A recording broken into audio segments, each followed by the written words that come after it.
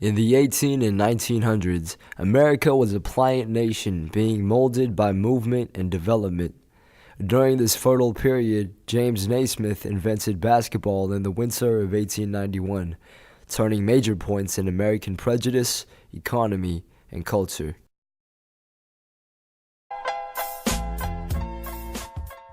Side by side with the rise of basketball, segregation was also gaining a foothold in the American lifestyle. From 1863 to the mid-1960s, segregation gripped many with the ideas that African Americans and Caucasians should be kept separate. The force of anguish and oppression from segregation plagued and afflicted great pain on African Americans during this era. In fact, many people found that basketball provided pleasure and ventilation for hardship, a sort of comfort that materialism couldn't offer. As James Naismith said, "I am sure that no man can derive more pleasure from money or power than I do from seeing a pair of basketball goals in some out-of-the-way place." Therefore, despite the antagonism from segregation, highly skilled African American basketball teams rose across the nation. In 1929, the Ramblers, or the Cardinals, sprouted as an all-black high school basketball team in Topeka, Kansas, as Julia Etta Parks records. The first Rambler basketball team was conceived by a group of young black men in Topeka High School who were athletic, had a great desire to play basketball, and were deprived of playing in the world's athletic programs. Other teams like the Syracuse Nationals in Philadelphia, the Harlem Globetrotters, and the Harlem Wrens sprouted forth in the midst of segregation. Furthermore, in 1950, Nat Clifton was one of the first colored players allowed to partake in the NBA. He recounts, "Those fans in Indianapolis, they yell stuff like, 'Go back to Africa,' and I'm telling you, you would often hear the N-word.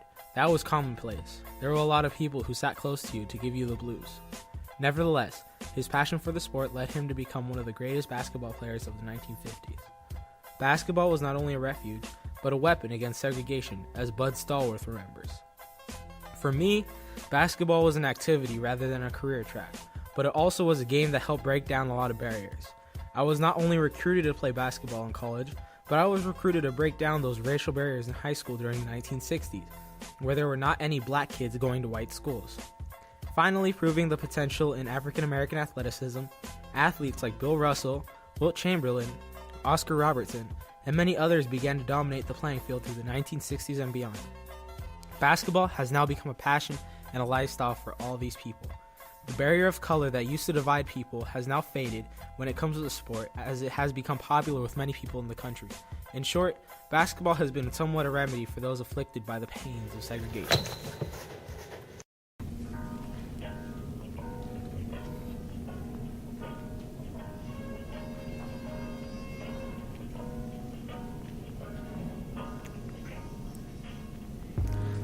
There is more than just a sport going on. It's a business designed to maintain and promote the well-being of basketball in America. This not only puts the sport under the NBA's jurisdiction, but arenas, clothing, accessories, and shoes as well. These things create the bigger pieces of the basketball franchise, and with the revenue from the business, the NBA has helped create jobs in America as well as set up organizations and fundraisers to increase economic profit for all our associates. Look at Nike. Nike is arguably the best shoe business in the market. Why is that? Basketball was growing exponentially, and Nike received a strong boost for the endorsements of Michael Jordan. Back in 1984, Nike was a struggling company in an industry that was headed by Adidas. In athletic footwear alone, Reebok had 26.7% of the market and Nike 23% according to Forbes. Michael Jordan's first choice wasn't Nike, but who met with them only to please his parents. The deal became one of the most famous in history that globalized Michael Jordan and the sport of basketball. The Air Jordan sneaker and Jordan's endorsement paved the way for two American trends: huge endorsement fees for star players and the coveting of equipment endorsed by these star players, often priced much higher than similar quality competitor brands. The success of Jordan and Nike was directly related. In 1984, Nike's total revenue was $900 million. By 1997, when Jordan was closing in on the fifth of his 6 NBA titles, it hit $9.19 billion according to Nike reports. His success and fame is still what makes Nike successful today. David Stern said, "The combination of the global appeal of our game and the growth of television markets around the world meant that NBA games were going to be seen everywhere." Basketball also expanded its reach into the movie industry as well, with the production of movies such as Why Man Can't Jump, Hoosiers, and Michael Jordan's Space Jam. Basketball was becoming known all over America, expanding its influence.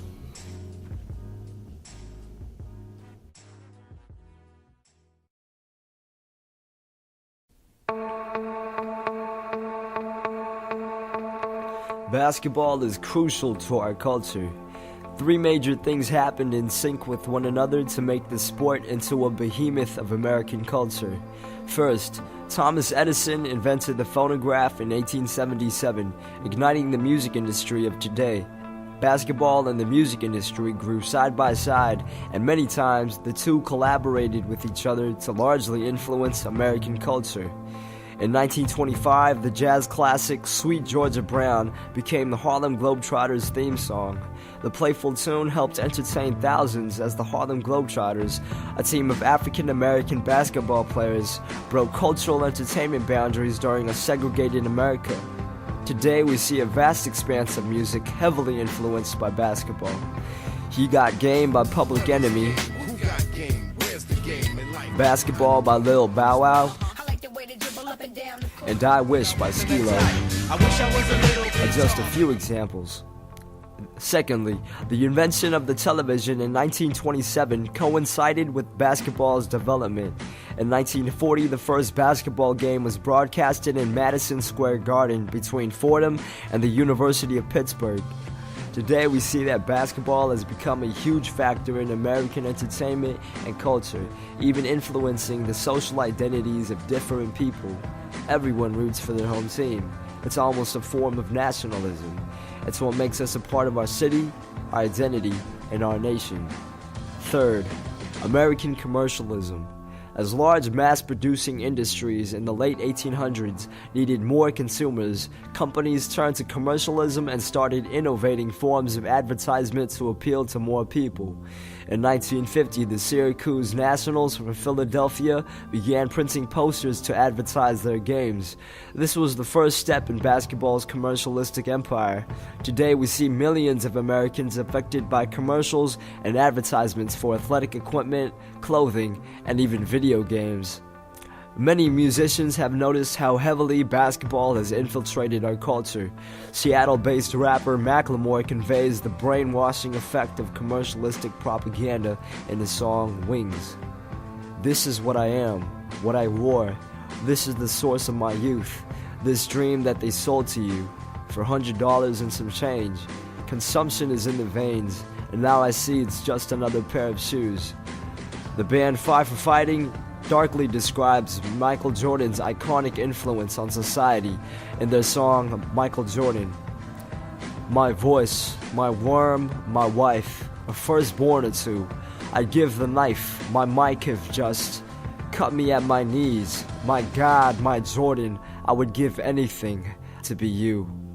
Nonetheless, three major developments during the 19th and 20th centuries, the music industry, the television industry, and American commercialism, made a simple sport conceived by James Naismith into a major turning point in American culture.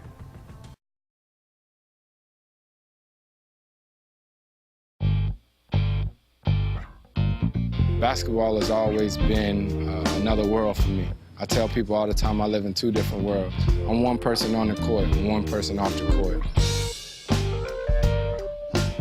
My love of the game is unconditional. That's my happy place. Probably one of my favorite sounds is that, you know, you make a crossover move and the whole crowd sort of takes that deep breath. Don't put too much pressure on yourself. Just go out, be a kid, have fun, and if that's what you love to do, enjoy it.